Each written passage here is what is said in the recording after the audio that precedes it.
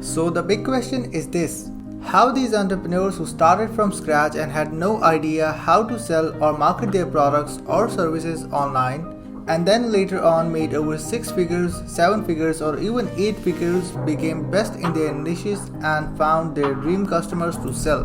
My name is RJ Ahmed and find this all out in our Interviews with Entrepreneurs show. I interviewed these entrepreneurs and tried to pick their brain of how they actually did that and how they took their business as well as their life to the next level. This podcast is all about the entrepreneurs who strive so hard to become super awesome in their niches. Welcome to Interviews with Entrepreneurs.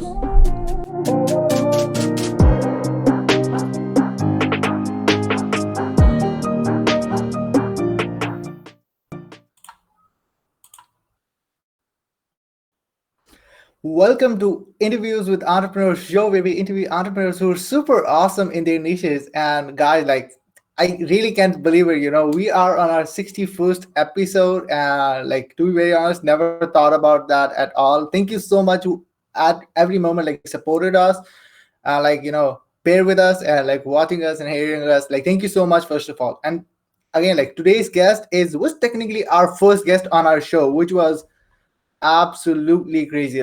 We never thought about that, and it happened on the first episode, and then we just kept on going, and interview so many other awesome entrepreneurs.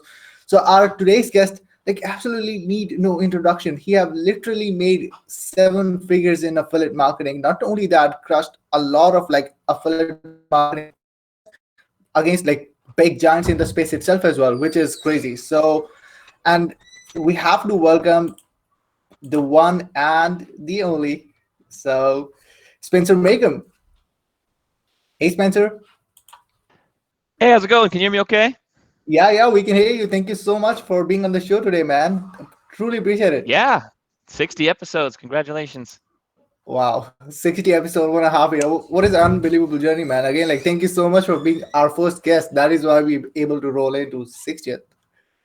Yeah, hey, that's an honor. I'm I'm excited about that. Yeah, awesome. So the people who are jumping on live use hashtag live. The people who are jumping on replay use hashtag replay. And again, Spencer, thank you so much. If people are under the rock and they actually don't know your backstory, how you got started and got into the affiliate marketing space, could you walk us through a brief backstory, how you got into it? Yeah, I'll do a brief backstory. So I heard about affiliate marketing at a job, actually. It was probably 5 years ago, and I had a coworker of mine, and we were kind of talking side hustles. I had been trying to do some side hustles like Amazon FBA, some of that stuff, and I was making I don't know, $7 a month or something off my side hustle. And as we talked, he showed me this blog he'd built with an affiliate marketing blog, and he was making probably averaging about $7,000 a month.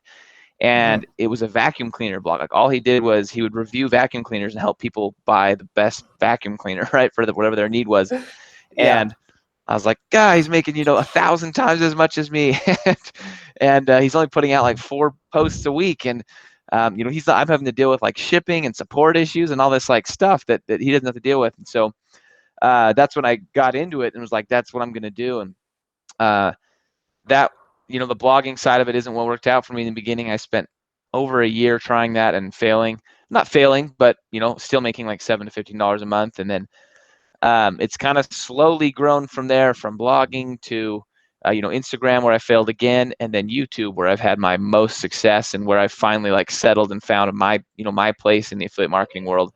And kind of like you, since that first episode on YouTube, I've been putting them out every week, and just massive growth from there.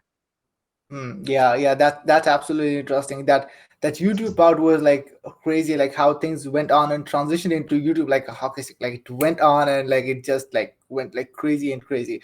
So I want to ask you one thing in specifically in terms of affiliate marketing, since you and many other people out there have their full-time stuff affiliate marketing, full-time affiliate marketing businesses.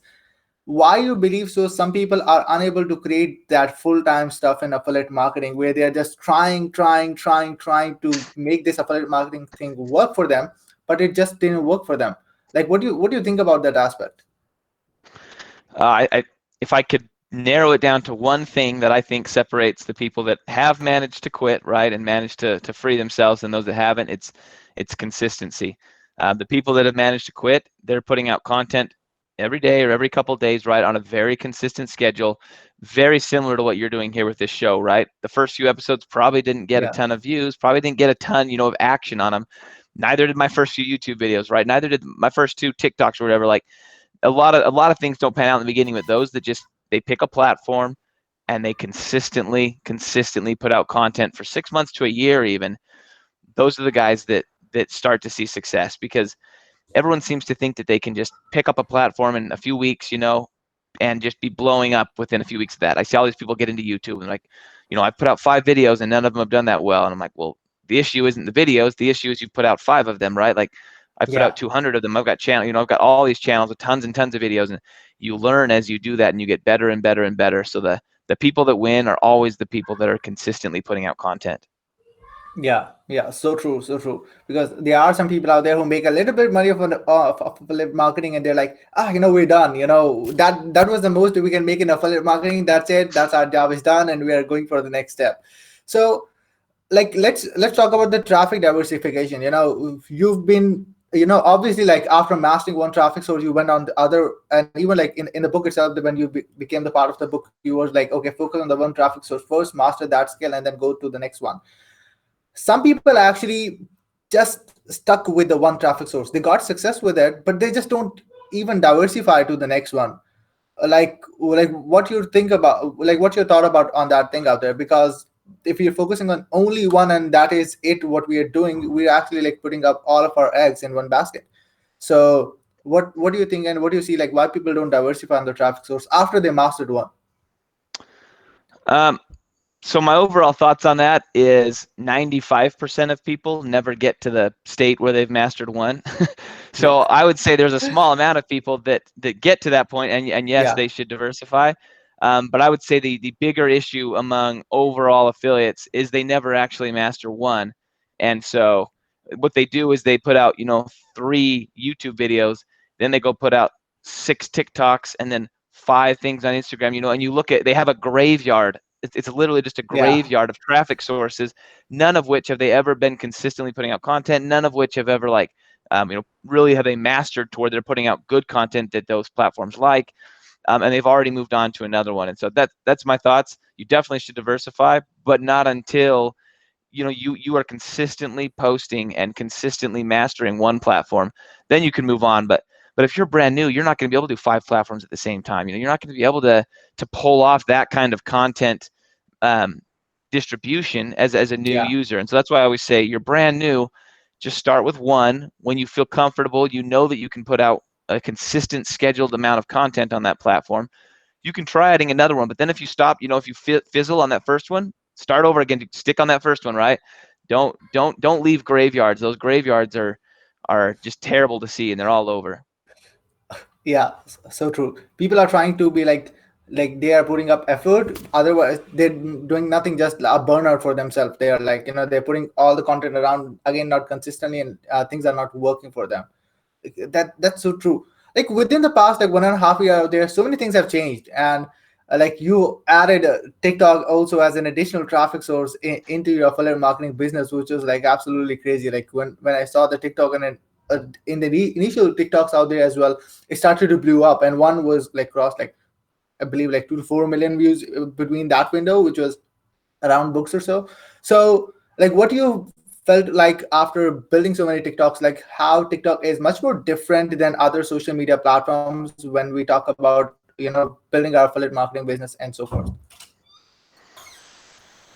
So I'd say one thing that I love about TikTok is the longevity of content. So Yeah, Instagram, it tends to be Instagram, Twitter, even Facebook, for a lot of it tends to be like put out content and the content disappears, right? Content kind of disappears, and you're constantly hustling. Your content comes, it shows up, on people's feeds for a couple days, and it disappears. And TikTok's kind of unique in that I can put out content, it can go viral in like 10 seconds, and 10 minutes, let's say. But then it can also, TikTok continues to feed that to people for quite a while, which you don't see a lot on some of those other social platforms. Like they're always looking for the more fresh stuff. So I like that. The second thing about TikTok is I've never seen a platform like TikTok that gives new people, like brand new accounts, and yeah, people with no followers, a shot at like virality, right? Like nothing, most like YouTube, right? Like you just don't see new accounts go viral very much on YouTube. YouTube tends to kind of watch you and watch you build up, and as you grow, they tend to kind of let you get, spread out to more audiences.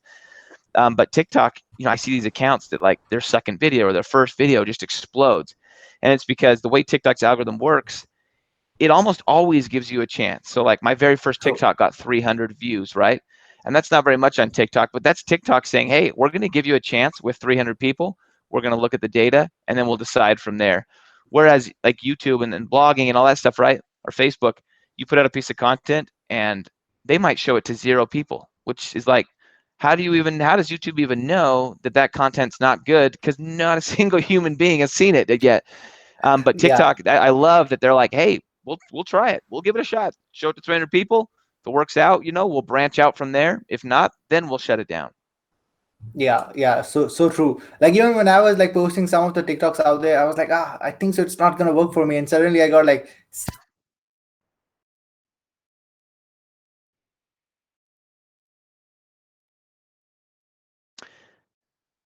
Hey, RJ, I can't hear you. I'm not sure if that's on your end or on my end. oh Oh, there you go. I heard you. I hear you now. yeah, let me take. I was gonna pull it up on Facebook, see if I could hear you then.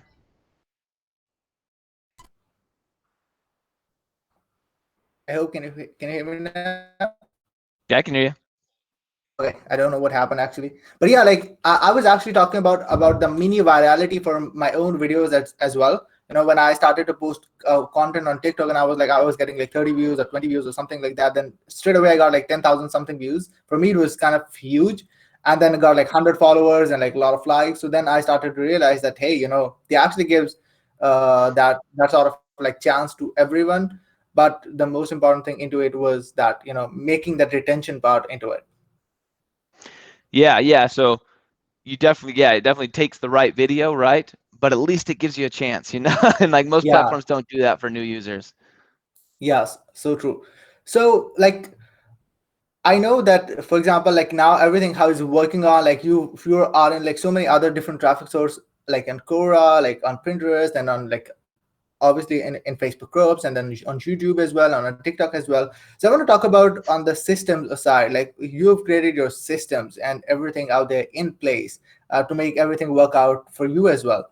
So in terms of systems, when people are trying to build that, or when people are trying to build their system to kind of like automating their affiliate marketing business, what do you see is the number one mistake they actually go and do it when they're trying to build systems for their affiliate marketing business in general? Sorry, can you ask the question part of that again?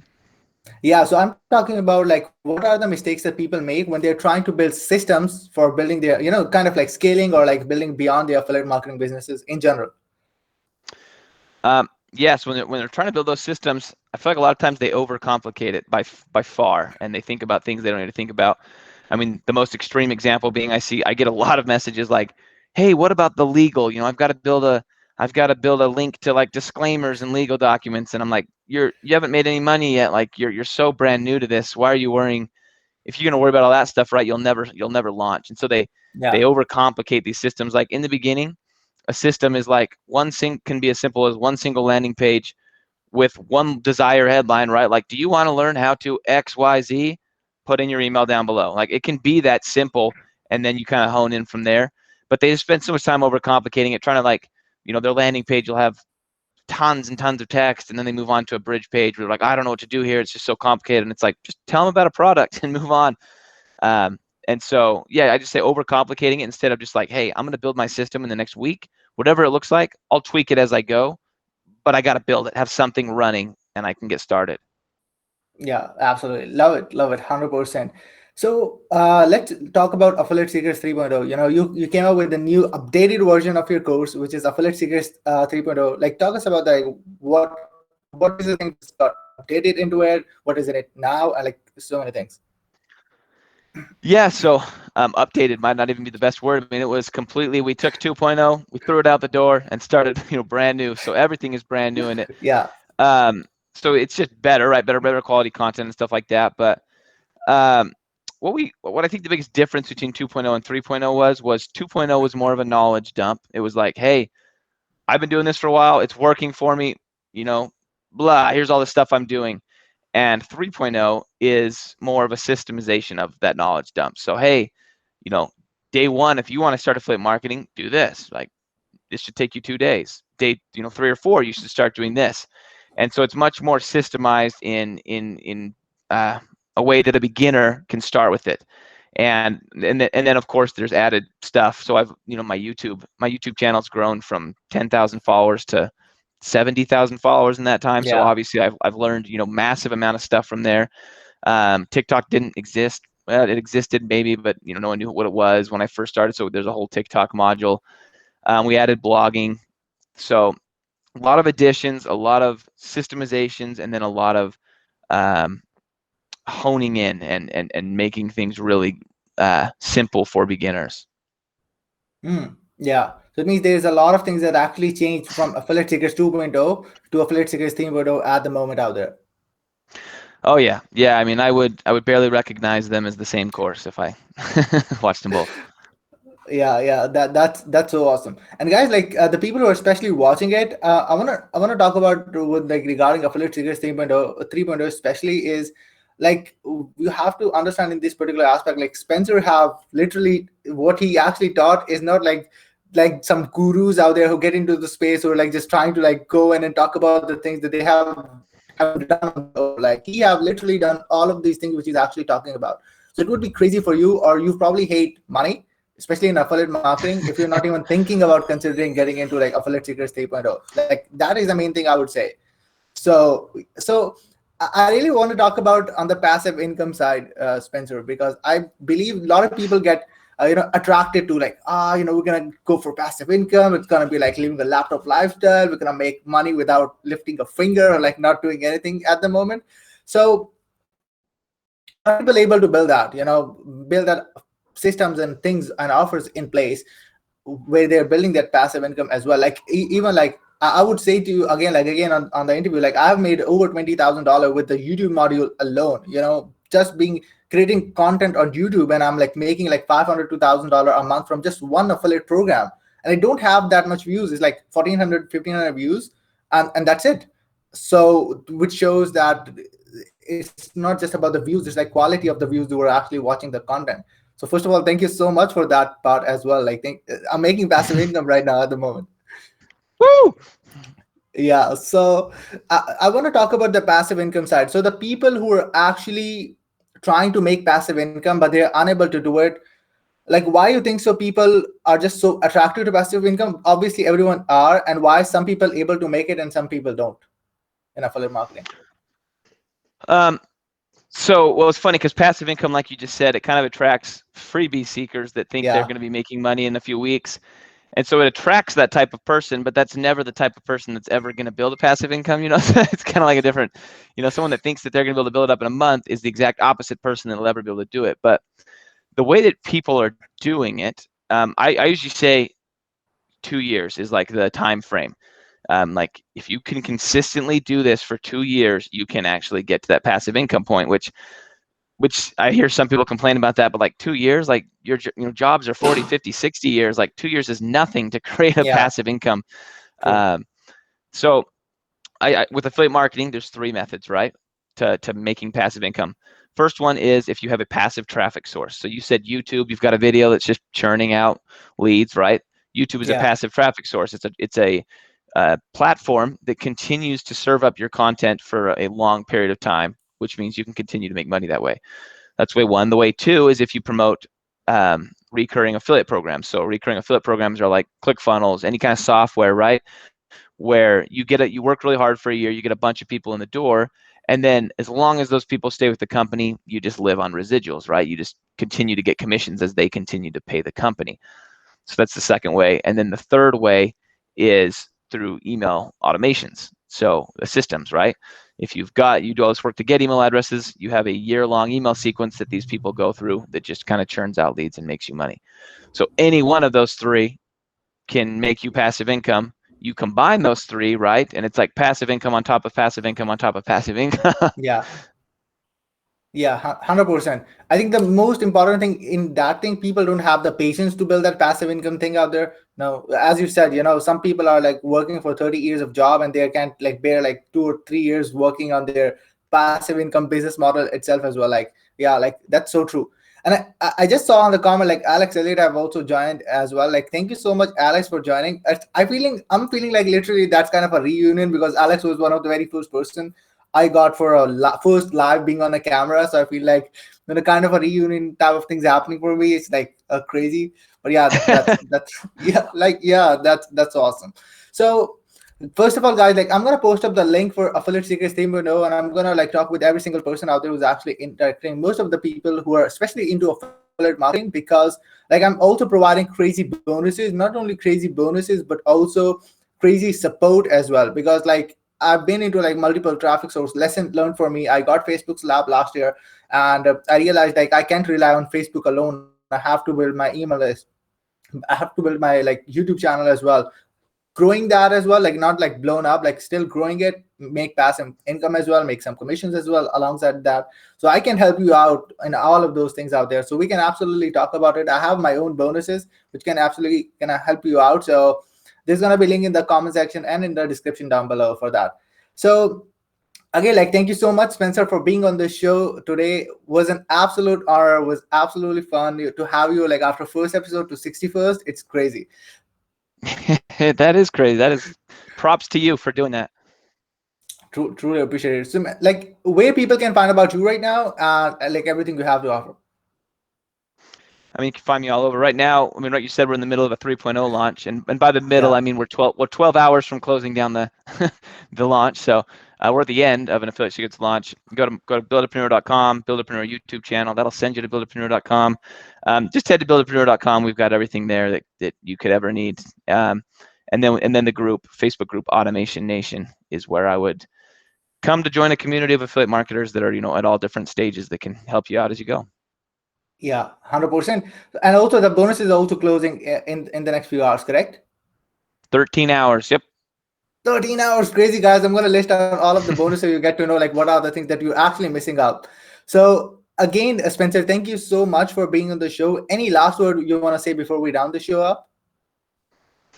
Man, if there was one thing we talked about, one question, one answer that I would say focus on, it's the consistency idea. Like, you spend the next 6 months putting out content somewhere and come back and tell me nothing worked, and I'll slap myself in the face because something will work.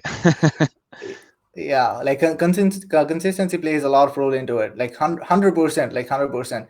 So like Spencer, again, like thank you so much. Like this is absolutely crazy. Like it was kind of like I can't even think about it. It means a ton for me as well. That you got on the show on the very first as a very first guest. Like I've said that multiple times, but I can't really resist on that particular fact for me as well. You being my first guest on the show, and I was like, for me, I felt like that I was like keep messing up. I was like, because that was my very first show, I didn't knew like anything in place, and there was Spencer being like, I'm on the show itself as well as a first guest. But yeah, man, again, like last time, thank you so much. Thank you so much. Thank you. Thanks for having me on right at the end here. We made it, Matt. We made it happen. Yeah, we made it happen. So yeah, guys, thank you so much for being on the show, and we're definitely gonna see you guys in the next episode. Until then, peace out.